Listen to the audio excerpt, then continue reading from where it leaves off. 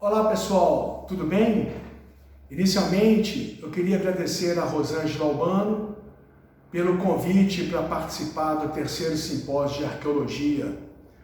A Rosângela é uma pessoa muito importante, ela vem mantendo a chama acesa da arqueologia em Lagoa Santa durante várias décadas. Queria agradecer também à comissão organizadora do simpósio. Eu sou Luiz Beethoven Piló. Eu sou geógrafo físico de formação, venho trabalhando há 40 anos com a espeleologia. Inicialmente, fiz meu doutorado na região de Lagoa Santa, particularmente na Lapa do Baú. E, posteriormente, fiz meu pós-doutoramento também em Lagoa Santa, juntamente com a equipe do professor Walter Neves, do Instituto de Biociências da USP. Eu preparei para vocês um material bem interessante, que é o Peter Lund na Lapa do Sumidouro. Foi nessa caverna que o Lund fez importantes revelações. Ele, inicialmente, na introdução, faz uma descrição muito detalhada sobre a evolução do karst e das cavernas, e particularmente sobre a dinâmica sedimentar, como os sedimentos entravam nas cavernas juntamente com os fósseis. Ele também lançou duas teorias muito ousadas para a época. A primeira, a possibilidade da contemporaneidade do homem com os grandes mamíferos extintos, como também a grande antiguidade do homem na América. Vamos dar uma olhada na apresentação? Vamos lá. Então essa apresentação, ela é parte integrante do terceiro simpósio de arqueologia de Lagoa Santa, que está sendo promovido pelo Centro de Arqueologia Annette Laminha Perret. Aí nós temos o título da apresentação, que é Peter Lund na Lapa do Sumidouro, uma breve discussão sobre suas principais teorias. Vamos dar uma olhada agora na localização da Lapa do Sumidouro. Ela se encontra na extremidade leste da Lagoa do Sumidouro, ali nas proximidades de Fidalgo, Quinta do Sumidouro, e na divisa entre os municípios de Pedro Leopoldo e Lagoa Santa.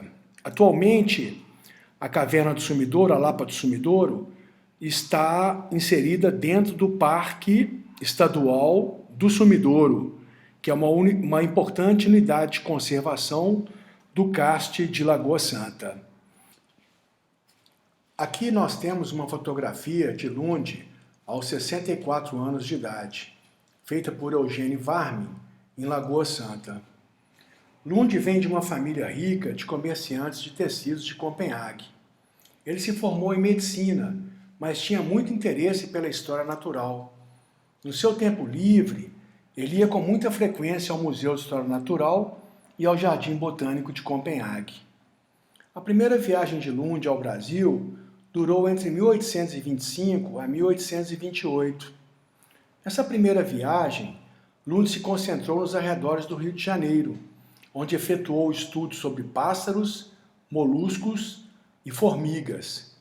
De volta à Dinamarca, em 1829, Lund efetuou um tour pela Europa, onde assistiu palestras de Cuvier e encontrou célebres naturalistas como Humboldt. No final de 1833, Lund retornou ao Brasil e rapidamente combinou uma viagem com o botânico Luiz Riedel. O objetivo era chegar até Goiás. No entanto, ocorreram alguns problemas e eles resolveram encurtar a viagem passando pelo norte de Minas Gerais. Em Curvelo, Lund encontrou Peter Clausen, um compatriota que tinha uma fazenda nos arredores da cidade. Clausen, então, convidou Lund para fazer uma visita em algumas cavernas, onde era extraído salitre para a fabricação de pólvora. Durante a exploração do salitre nessas cavernas, surgiam, junto com a terra salitrosa, muitos ossos da megafauna extinta, que Clausen conhecia muito bem e até os comercializava com alguns museus da Europa. Lund logo percebeu o grande potencial científico dessas cavernas. Em seguida, segue então para Ouro Preto e abandona a excursão com Riedel. Lund retorna para o encontro com Clausen em Curvelo, momento em que conheceu o desenhista norueguês Peter Brandt, queria ser seu companheiro de viagem e desenhista. Lund percebeu também que não tinha muita afinidade com Clausen. Em outubro de 1835, Lund e Brandt partem para Lagoa Santa, onde Lund fixa a residência e inicia seus estudos sobre a fauna extinta e vivente das cavernas da região. Aqui nós temos uma visão aérea do maciço onde se insere a Lapa do Sumidouro. A lagoa está cheia neste momento e aqui se encontra então o Sumidouro e uma das entradas da caverna. Quando a lagoa está cheia, é impossível entrar por esse acesso. A outra entrada está posicionada numa parte mais elevada, por aqui, e existem duas pequenas entradas com teto baixo, e nesta entrada é possível visitar só parcialmente a caverna. A visita em toda a caverna só é possível quando há o rebaixamento total da lagoa. Aqui nós temos uma pintura com guache feita por Peter Brandt, desenhista de Lund e parceiro de viagem, né? Aqui nós podemos perceber aqui o paredão do maciço da Lagoa do Sumidouro e aqui aproximadamente onde se localiza a caverna. No primeiro plano, possivelmente aqui foi retratado Lund com algum colaborador. Aqui nós temos então novamente o paredão da Lagoa do Sumidouro, a lagoa cheia também no verão. Aqui nós podemos ver algumas marcas no paredão, mostrando aí a oscilação da lagoa, né? Uma vegetação bem exuberante na estação das chuvas. Nos seus 10 anos de trabalho nas cavernas da região de Lagoa Santa, Lund visitou aproximadamente 800 cavernas, segundo ele próprio. Lund tinha um diário de campo, onde ele registrava as suas viagens. Evidentemente, nem todas as cavernas foram registradas. No entanto, o diário de campo permitiu nós identificarmos em quais momentos o Lund visitou a Lapa do Sumidouro. Esse diário de campo já foi parcialmente traduzido para o português e se encontra atualmente na Biblioteca de Copenhague.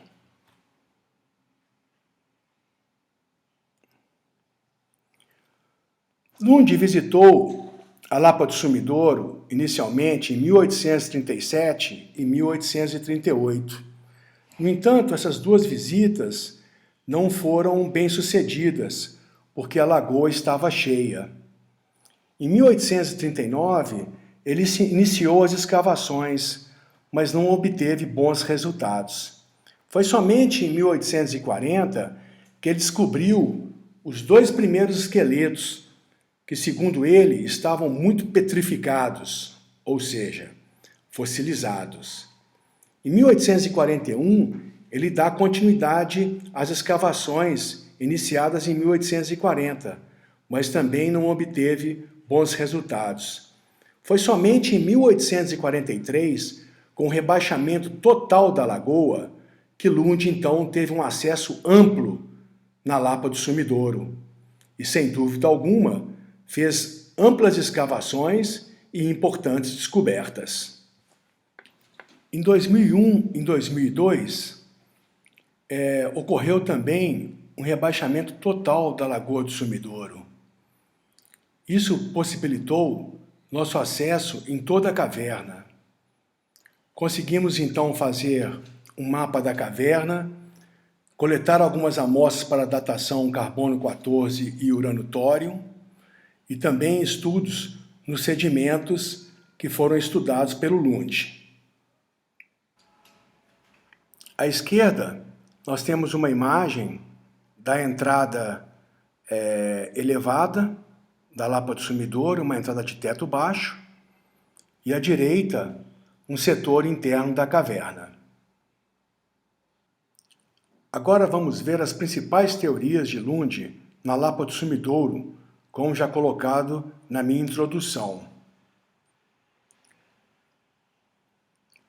Inicialmente, Lund faz uma discussão muito detalhada sobre a evolução e a dinâmica do karst e das cavernas. Um outro ponto que nós vamos também permear é a grande antiguidade dos grupos humanos que habitaram a região de Lagoa Santa. E, finalmente, uma hipótese muito ousada que Lund lançou na época foi a possibilidade da convivência do homem com os grandes mamíferos extintos do Quaternário. Vamos, inicialmente, comentar sobre a gênese e a dinâmica sedimentar nas cavernas da região de Lagoa Santa. Lund, no seu trabalho na Lapa do Sumidouro, fez uma descrição muito detalhada e completa sobre a gênese do karst e das cavernas da região. Ele inicia comentando que o Planalto era constituído por dois tipos de rocha, o folhêlio e o calcário. Os folhêlios, atualmente conhecidos como siltitos, se posicionavam no topo, recobrindo os calcários. O Lund salientou ainda que os processos de intemperismo atuaram sobre o planalto, erodindo os folhêlios e atingindo o calcário. No momento que a água atingia o calcário, predominava os processos de dissolução. A ação da água nas fraturas do calcário ia formando, então, com o tempo, as cavernas. A ação da água também ia preenchendo as cavernas com solos vermelhos e amarelos, originados da decomposição dos folhêlios. Ele comenta ainda que, com o rebaixamento da paisagem, iam se formando os paredões e as dolinas, o que favorecia novas entradas de água, que iam erodindo sedimentos mais antigos e depositando novos sedimentos nas cavernas. Nesta foto, nós podemos observar os dois tipos de rocha que foram descritos pelo Lund. No topo, nós temos os siltitos, já alterados aqui nesta foto, e embaixo, já os calcários. E foram esses siltitos que, então, penetravam pelas fendas e preenchiam as cavernas, como relatado por Lund. Com a ação da água nas fraturas e nos planos de acamamento, vai ocorrendo então o alargamento dessas estruturas, como também o preenchimento desses espaços pelos solos que cobriam os calcários. Nesta foto, no lado esquerdo, nós podemos ver um conduto praticamente preenchido por sedimentos vermelhos. E do lado direito, uma fratura alargada inclinada, também preenchida por sedimentos originados da alteração dos siltitos que cobriam os calcários. Na foto à esquerda, já dentro das cavernas, nós podemos observar um conduto totalmente preenchido por sedimentos muito antigos. E no topo, nós podemos perceber também um fragmento de uma cápsula lagmítica. Do lado direito, no topo, nós podemos ver pequenos condutos também preenchidos por sedimentos amarelos. E, finalmente, na parte inferior à direita, nós podemos ver restos de sedimentos amarelos no teto da caverna.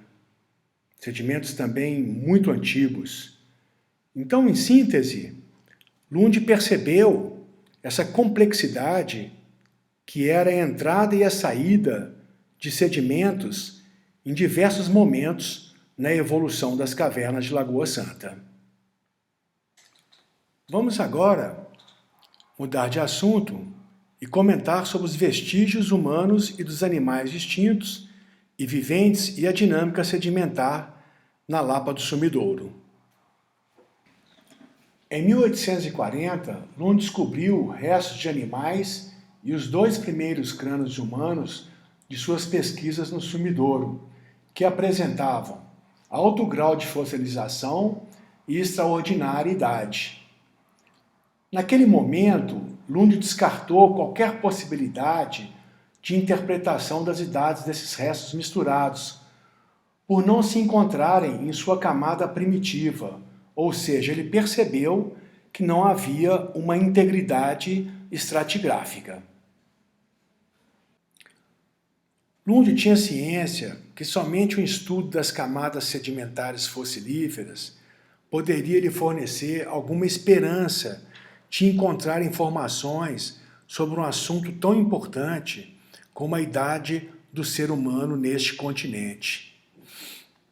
As escavações de 1843 foram muito produtivas. Foram escavados mais de 30 indivíduos de todas as idades, desde crianças a velhos. Esses ossos estavam muito petrificados, segundo Peter Lund. Lund registrou várias espécies de animais extintos e viventes, muitas vezes misturados com restos humanos. Lund também analisou e classificou diversos tipos de sedimentos. Como já dito, nos anos de 2001 e 2002, a Lagoa do Sumidouro secou, o que proporcionou nossa entrada e a exploração plena da caverna. Neste momento, foi feita a topografia, em colaboração com o Grupo Bambuí de Pesquisas Espeleológicas, grupo do qual faço parte até hoje. Nós podemos perceber que é uma caverna labiríntica. Aqui nós temos a entrada inferior, que é o sumidouro da lagoa. O trajeto da água faz esse percurso, chegando então ao salão principal da caverna, que nós denominamos de Salão Lund. Foi aqui, em 1843, que o Lund então executou suas escavações. Aqui nós temos então a entrada superior, aqui nós temos um acesso aos níveis superiores, e no momento da topografia existia um pequeno lago na extremidade da caverna. Nessa foto podemos ver a incrível coleção de crânios humanos antigos escavados por Lund, na Lapa do Sumidouro, que se encontra atualmente no Museu Zoológico de Copenhague. Estudos recentes do DNA antigo demonstraram que o denominado Homem de Lagoa Santa descende de uma população ancestral asiática, que se fixou por volta de 20 mil anos atrás na parte leste da chamada Beríngia, a estreita faixa de terra que ligava a Sibéria ao Alasca. Também foi possível registrar um forte parentesco genético do Homem de Lagoa Santa com a cultura Clovis, que ocupou os planaltos dos Estados Unidos há mais de 13 mil anos atrás. É importante salientar ainda que o esqueleto da Lapa do Sumidouro, no entanto, indicou um sinal genético australasiano, mas que não foi identificado em outros pan-americanos de mesma idade. Nessa foto podemos observar 2 crânios do Sumidouro com marcas que indicam que esses crânios ficaram parcialmente inundados pelas águas que ocupavam a caverna. Essas marcas estão indicadas pelas setas. Lund confrontou, em vários momentos, 2 hipóteses sobre as camadas sedimentares. Em alguns locais da caverna, ele percebeu que ocorreu um revolvimento dos sedimentos e dos ossos, em decorrência da ação da água da lagoa, ou seja, houve uma mistura de ossos e sedimentos de idades diferentes. Em outros lugares da caverna, ele percebeu uma certa integridade das camadas de sedimentos, que não foram revolvidos pela ação da água da lagoa que penetrava pelo sumidouro. Procurando entender melhor as 2 hipóteses antagônicas sobre as camadas sedimentares existentes na caverna, Lund elaborou uma descrição detalhada dos tipos de sedimentos, dos fósseis existentes em cada sedimento e também o grau de fossilização dos fósseis. Nas duas camadas mais próximas da pequena lagoa que existia na extremidade do salão, ele concluiu que essas camadas tinham sido revolvidas pelas águas da lagoa. Nas outras 3 camadas, posicionadas mais distantes da lagoa interna, ele concluiu que essas não tinham sido revolvidas, mas somente modificadas pela atuação da frequente oscilação da lagoa. Mereceu destaque, neste conjunto, a argila amarelada com manchas pretas, que continha vários ossos humanos e também macaco fóssil, lhama, porco do mato e o cavalo extinto. Esses ossos estavam fossilizados e com manchas pretas como sedimento. Utilizando a descrição de Lund, foi possível elaborar um perfil do salão com as camadas descritas, com destaque para a argila amarelada com manchas pretas, que foi decisiva para a hipótese de Lund. Lund, então, foi decisivo. Foi nessa mistura de espécies extintas e ainda vivas que apareceram os restos enigmáticos do cavalo e do homem, todos no mesmo estado de transformação, de modo a não deixar nenhuma dúvida sobre a coexistência desses seres cujos restos foram enterrados juntos.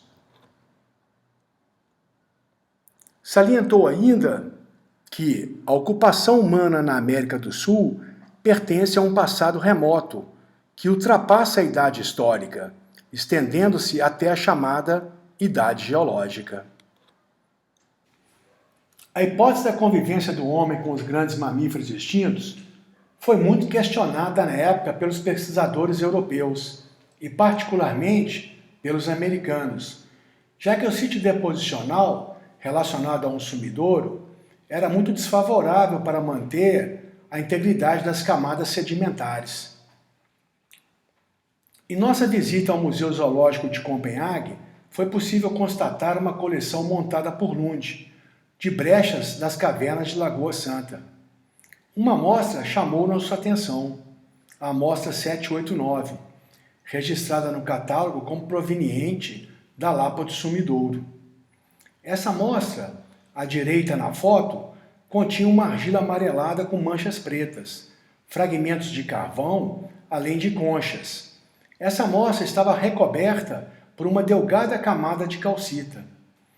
Datações de urânio tório e carbono 14 foram realizadas e apresentaram idades próximas de 8.000 anos, indicando que os sedimentos eram mais antigos que a idade revelada, pois estavam abaixo da capa de calcita. Nesse slide, podemos observar algumas datações em restos humanos efetuadas pelo nosso projeto, coordenado pelo professor Walter Neves, indicando a antiguidade dos esqueletos paleoamericanos de Lagoa Santa. Observem várias idades calibradas entre 9 e 10.000 anos. Durante o projeto, tivemos a oportunidade de datar vários restos de animais da fauna extinta da região de Lagoa Santa. Por exemplo, datamos em 20.000 anos um cavalo extinto. Um tatu gigante foi datado em 77.000 anos. Um porco do mato em mais de 250.000 anos. E uma paleolhama em mais de 360.000 anos. Nesse slide, podemos constatar algumas datações importantes, obtidas nas cavernas da região de Lagoa Santa. Acima, podemos observar duas datações dos primeiros níveis de ocupação humana nas lapas das Boleiras e do Santo. Essas idades são mais antigas que as idades obtidas em restos de uma preguiça gigante e de um tigre dente de sabre, na Gruta Cuvieri e na Lapa da Escrivânia 5, respectivamente. Aqui nós podemos observar dois fósseis encontrados na região. À esquerda, a preguiça gigante e à direita, o tigre dente de sabre. As datações já obtidas apontam para a coexistência dessas espécies com os paleoameríndios de Lagoa Santa.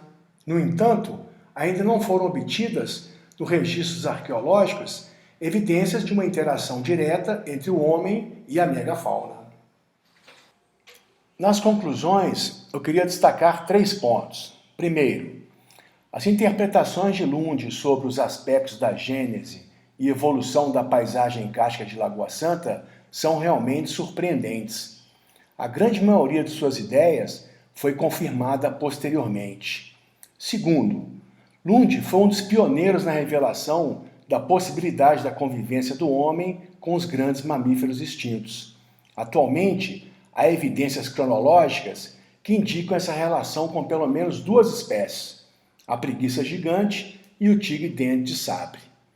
E, finalmente, a grande antiguidade do homem proposta por Lund foi comprovada por diversas datações e também através de estudos recentes de DNA antigo extraídos de esqueletos exumados das cavernas da região de Lagoa Santa.